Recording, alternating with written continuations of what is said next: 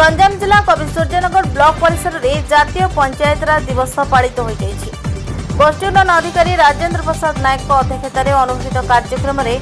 आसिका विधायक प्रतिनिधि संगीत पाढ़ी जोग देथिबा बेले अतिरिक्त गोष्ठी उन्नयन अधिकारी नारायण बेहरा, अतिरिक्त तहसीलदार मनमत बेहरा समेत बहु सरपंच समिति सभ्य उपस्थित रही राज्य सरकार को विभिन्न जनकल्याणकारी योजना संपर्क में उपस्थित जनसाधारण को अवगत कराइथिले। शेष में योग्य आवास हिताधिकारी को कार्यदेश बंटन एवं हिताधिकारी को भत्ता एवं नूतन खाउटी कार्ड बंटन करथिले। राज्य सरकार को निर्धारित समय आभासी माध्यम बलांगीर मुख्यमंत्री अभिभाषण शुणुले। कार्यक्रम को सफल करिबारे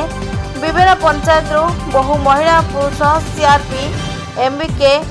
विभिन्न विभाग कर्मचारी उपस्थित रही कार्यक्रम को शिक्षक दिवाकर शतपथी संयोजना करथिले। Bureau report JMJ news. आपण माने जानिथिबे आज आम गोटे बड़ दिन कहीं पंचायत राज जो इंस्टीट्यूशन अच्छी तार गोटे गोटे आम अंग जातीय पंचायत राज दिवस आपण दिवस पालन करने आपण जानिथिबे जो आईन को आमको अधिकार देला जो देश कॉन्स्टिट्यूशनल अमेंडमेंट एक्ट 1992 1993 मसीह आज दिन में प्रणयन होता से संविधान आईन अनुसार आज आम ग्रामांचल विकास करने विभिन्न प्रकार जो पंचायत राज इंस्टीट्यूशन अच्छी ग्रामांचल पंचायत हो कि ब्लॉक समिति हो कि जिला परिषद जो परिषद हो आम आम निजर आवश्यक मुताबक जो आईन तैयारी करने आम जो क्षमता पाइले तो से आज आम गोटे बड़ दिन पंचायत राज दिवस 1993 मसीह प्रथम यही बिल पारित होता किंतु 2010 मसीह यह लागू कराला। यही पंचायत जो 3 स्तर है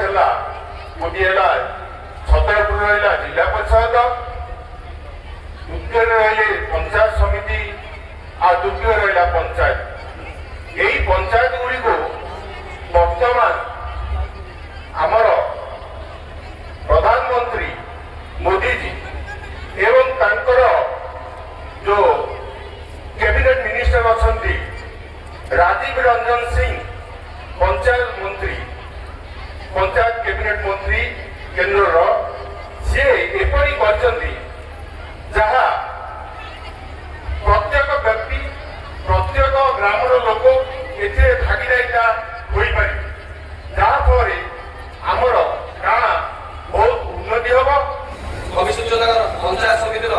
समस्त पीआई मेम्बर्स को सरपंच समिति मेम्बर्स जिला परिषद मेम्बर को हार्दिक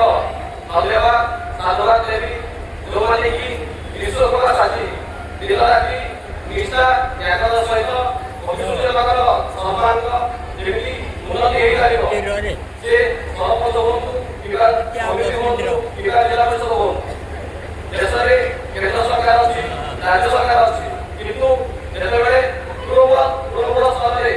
सर्वांगीन उन्नति करने हम से सरपंच मान समिति मान भूमिका बहुत मूल्यवान। यही सभारे पंचायत समिति समस्त सरपंच समिति माने सदा सर्वदा सहयोग कर गोटे कथा कहि आम बहुत सारा सरकार जीपीडी हो पीएचडी हो बहुत सारा फंड अच्छी सरपंच मैंने आउ टे चेष्टा कले गाँ गहली सर्वांगीन उन्नति हो ओडिशा सरकार बीजेपी हो जमी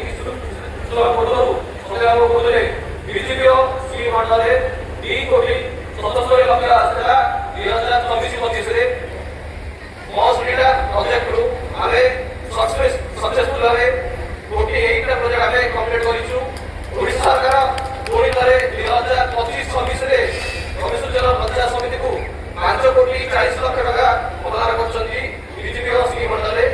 जहाँद्वारा कि आमे रास्ता घाट भागवत डुंगी भोग मंडप कल्याण मंडप सब किसी आमे विकास कर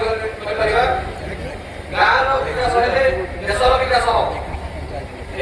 ବାର୍ତ୍ତାକୁ ନେଇ ମୋର ଭାଷଣ ସମାପ୍ତ କରୁଛି। ଧନ୍ୟବାଦ।